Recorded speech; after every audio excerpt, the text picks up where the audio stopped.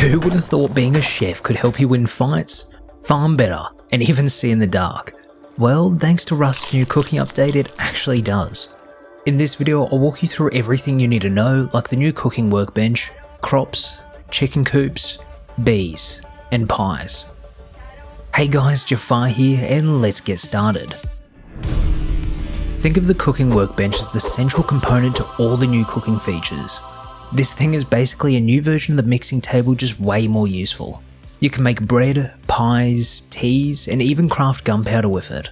If you've got one of these set up, you won't need your old mixing table anymore. It also comes with a built-in fireplace, so you can still cook your meats like a barbecue. The cooking workbench can be researched at a level 1 workbench, costing a total of 230 scrap to unlock in the tech tree. Now let's talk about where you can get the ingredients to start baking. The first step in our journey to craft pies is to pick ourselves up some wheat. You'll find it growing near rivers. You can eat it straight away for a small buff, or get seeds from it and start your own farm. If you don't really care, you can spam the seeds down outside your base, and they'll still eventually grow. Otherwise, use a planter for a more controlled growth, but you'll need to make sure to water it. Not too much though, or you start drowning it. And include fertilizer to make sure it's happy. Wheat also prefers warmer climates, so if you want the best stats, you can use a heater. It's used to make bread or as a raw ingredient for all pies, so definitely grab it when you see it. While you're at it, grab some potatoes and mushrooms found in forest biomes, along with some corn found at rivers and apples within food boxes, as they're used in a few pie recipes.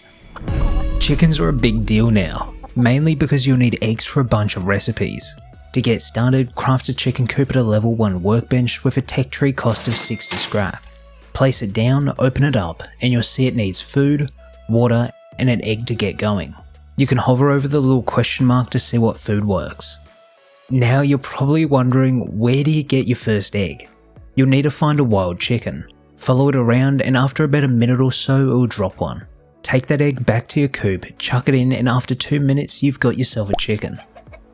Once it's hatched, you'll need to keep it happy. Make sure it has food and water, give it sunlight, and show it some love every now and then by patting it.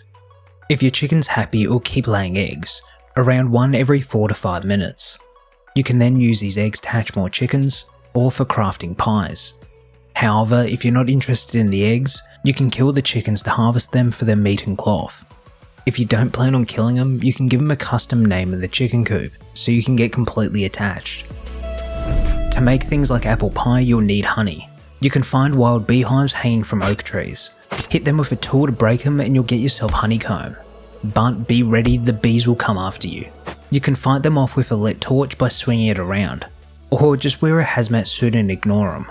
Or honestly, just grab the honeycomb and leg it. They won't be able to keep up.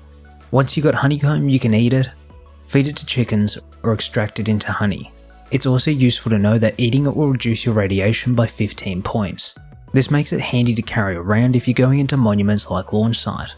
Finally, you can use honey in your cooking workbench to craft the apple pie. If you want a steady supply, build a beehive where it costs 80 scrap in the tech tree.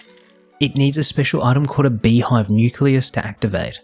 These drop randomly at about a 10% chance when you extract honeycomb. There are 3 grades of nucleus. Grade 3 is where you start, and it levels up to grade 1 over time. Once it hits grade 1, it stops and you can make up to 15 honeycomb an hour.